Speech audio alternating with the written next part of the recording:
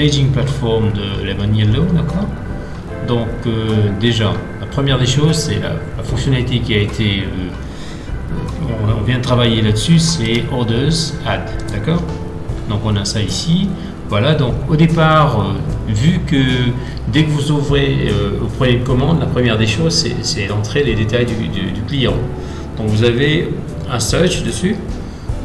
Là, par défaut, c'est un truc de random. Donc c'est par hasard, il va vous fournir quelques éléments, quelques clients, mais sans que vous cherchiez quoi que ce soit. D'accord? Mais il faut que vous entrez au moins 3 caractères.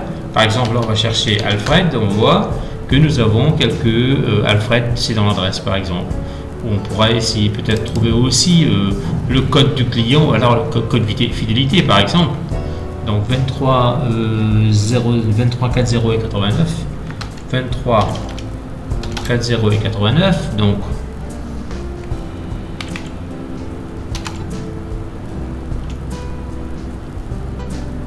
non. Attends, voilà, c'est ça. Donc on revient avec ceci. Voilà. Donc on peut rechercher par le nom, nationalité, carte de fidélité, le code client, l'adresse, numéro de téléphone, peu importe toutes ces données qui sont affichées ici, on peut chercher. Une fois que vous avez trouvé le bon client, vous cliquez dessus et les infos seront insérées sur le fiche que vous êtes en train de travailler en ce moment. La deuxième, donc là il faut cliquer, mais dans la prochaine version, ça va s'ouvrir automatiquement pour sélectionner un produit.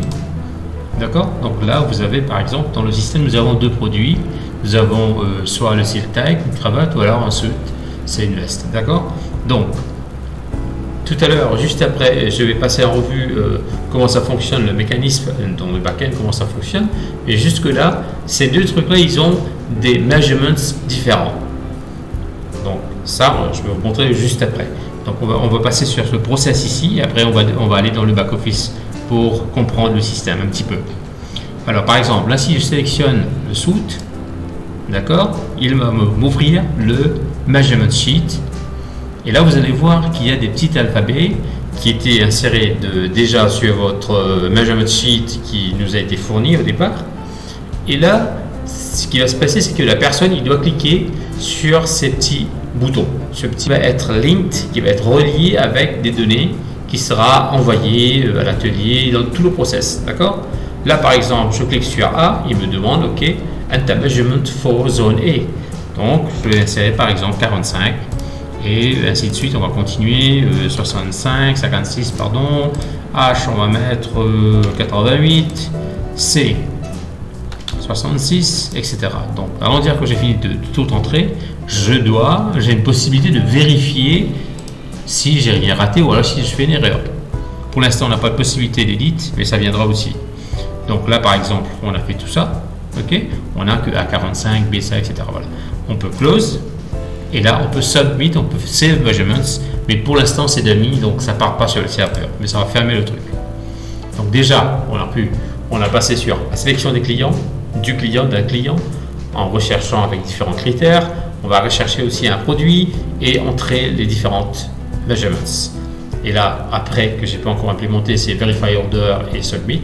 Je travaille toujours je peaufine toujours ce flow qui est là, afin que ce soit très pratique, très facile pour l'utilisateur, pour les agents, ceux qui vont prendre les mesures, etc. D'accord, ça c'est la première des choses. Et là, on va basculer tout de suite dans le back-office pour comprendre le fonctionnement le mécanisme de measurements. D'accord? On a par exemple ici, nous avons vêtements, il y a 2 trucs qui sont reliés, les vêtements et les produits. D'accord? On va lister ça, voilà. Donc vous voyez ici que nous avons vest et tie, ce sont les vêtements, ce sont les types de vêtements, types of clothing, for example. D'accord? C'est le type de vêtements. Nous avons chaque type de vêtements, ils ont des zones pour prendre des mesures. D'accord? Un tie, une cravate, ils ont des mesures spécifiques.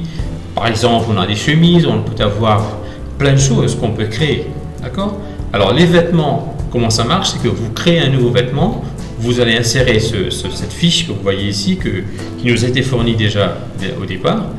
et vous pourrez télécharger d'autres éventuellement après, avec des zones, et je vais expliquer tout de suite après comment faire. Voilà.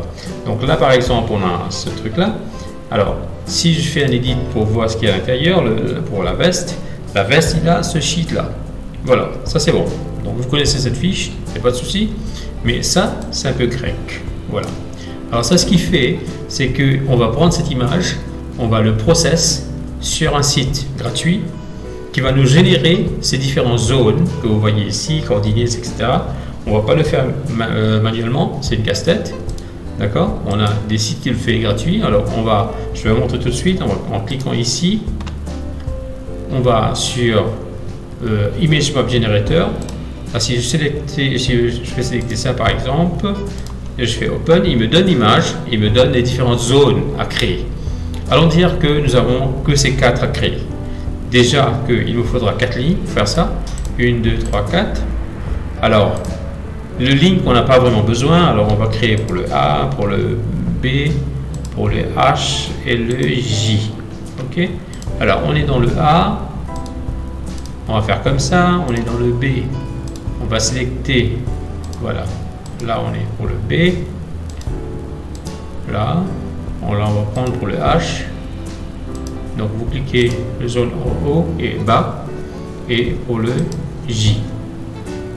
Une fois que c'est fait, vous allez dire Show me the code. Et là, il va vous régénérer ce que vous avez vu ici.